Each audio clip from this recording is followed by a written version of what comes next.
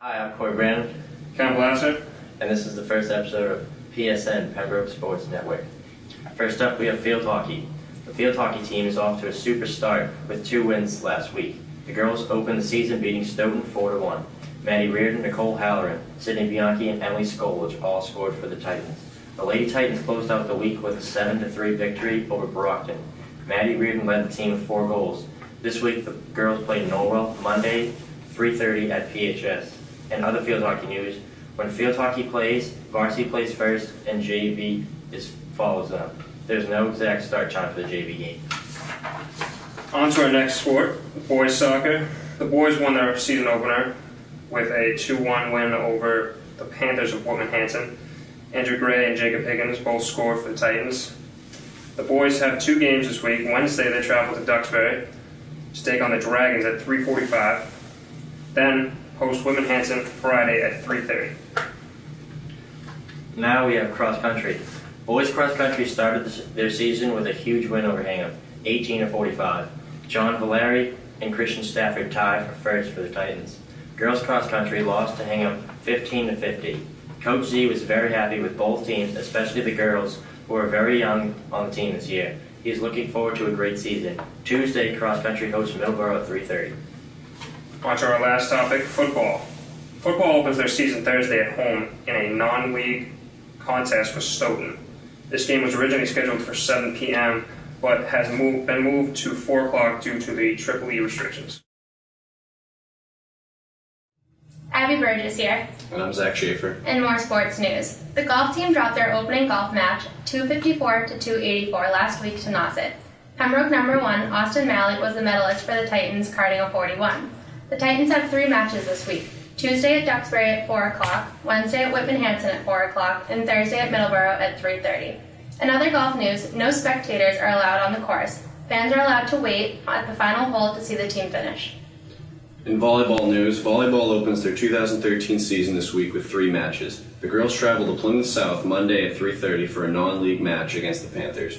Wednesday, the Lady Titans travel to Hanover at 3:30, and Friday, they host Fonfon at 4 o'clock.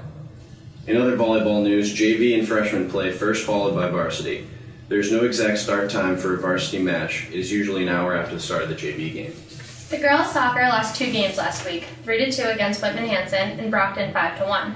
The girls got goals from Alex Schaefer, Tess Nagel, and Kate Freitas. The Lady Titans play a tough non-league schedule to start the season before opening up league play. The girls have 3 games this week. Tuesday they travel to Brockton for a 4 o'clock game with the Boxers. Wednesday the Titans host Duxbury at 4, and at the end of the week, Friday, they play Whitman-Hanson at 4. In other Titan news, for Twitter users, you can follow Athletic Director Mr. Batista at Pem Athletics. He updates changes and scores daily. The homecoming football game has been moved to September 28th at 1 p.m. against Scituate. There are no night games at PHS until further notice due to Triple E. Once the ban has been lifted, night games will resume. All schedules are located and updated on the PHS website. Please click on Athletics to check daily games and times. They can change daily. When field hockey and soccer both play at home, field hockey plays on the turf and soccer at Hotmuck.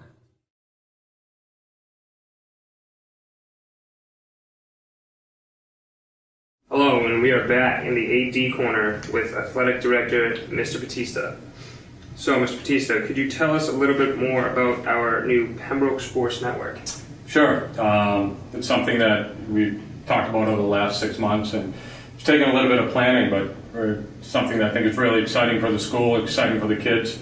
And hopefully when people are seeing this, we want to get more kids involved. If you have any aspiration for a career in TV or film or anything like that, be a great thing for anybody that wants to join. So just come down and see me down in the AD office, and we'll talk about it. Great. So what are your expectations for the show? I think the expectations has a lot to do with the kids who are running the show. I'll help work with you and work with everybody, but we can do whatever we really want. We can bring the cameras out to the field, we can do interviews after the game, we can bring them to the hockey rink, we can do a lot of different fun things. So the more and more it grows, the better we'll get.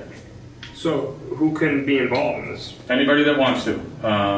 Again, people seeing this right now and you're seeing it at home, just come down and see me or see any of the hosts, and we'll get anybody we can involved. Great. Is there anything new going on with athletics? Probably the biggest thing right now is we're on Twitter, and you can follow me at Pem Athletics. And I know a lot of people are scared about Twitter, and they see it and they don't really know what it is. But it's really just a way of messages. Everybody has an email. You can just log on to Twitter, start up a Twitter account, and you can follow me. I'm on the field, and you can get live updates as the game if you can't make it. So I think that's probably the new thing right now for everybody. Okay, great. Thank you. Here I am with quarterback and captain of the Pembroke football team, Corey Brandon. How are you, Corey? Good, how are you? Okay, so how has the team looked so far heading into the season? We look good. We have had a good preseason. We just did well against Hull, and I'm really looking forward to getting things going here. That's good. So who do you open up with this week, and how do you expect them to come out? We're playing Stoughton this week, and I think they're going to be a good team. They have a lot of good guys coming back, but so do we. And I think that if we prepare and listen to our coaches, that we'll do all right and hold our own. Sounds good. So are you excited for the upcoming season? I can't wait. I love football season, best time of the year. So, getting ready. And are you expecting to have home field advantage this week? Absolutely. I think so. We have a great crowd here. I hope we can get a bunch of people down there at 4 o'clock. And having 5 home games this year really should help us out. Hi, I'm here in Coach's Corner. I'm Zach Schaefer, and I'm here with head coach Bob Bancroft of the football team. And Coach, how's the team look so far heading into the opening game? Well, we were a lot better last week against in our scrimmage with Hull than we were our first Plymouth South. We looked like it was our first scrimmage against Plymouth South, and actually we had some veterans that didn't really play as well as we hoped they would from the experience from last year. But the big thing is we spent a week trying to improve. We did, and when we went against Hull, and I think I know the players would say if Hull and Plymouth South played each other, it was pretty clear Plymouth South was going to win the game. But still, that's who we played, that's who we went against, and we showed some confidence and just moved the ball a lot better than we certainly did against Plymouth South. So, who are the captains this year? Corey Brandon, quarterback from last year. He started last year was the first year he started. He was behind Nagel as a sophomore year, and Alden Graham played a lot as a sophomore, and then the last 2 years he's been a starter. So they've done a nice job in the off season and the weightlifting, getting kids at the weightlifting, and you can see the difference. We're not as strong overall as we were last year, but as far as the number, like the total amount of weight they can lift, but I think overall conditioning and stuff, it's been very good. So that's attributable to the captains because they kind of set an atmosphere for the kids that's if you're going to be ready, if you want to win, you're going to do those kind of things. So far, they've done a nice job. 2 good people. Who are some of the key returners? Well, as I said, Corey's returning at quarterback. We have Alden Graham. We have Kenny Blaser at tight end. Alex Frizzello played, had a lot of experience last year. Justin McKinney. I'm forgetting other people here. But we've had some experience.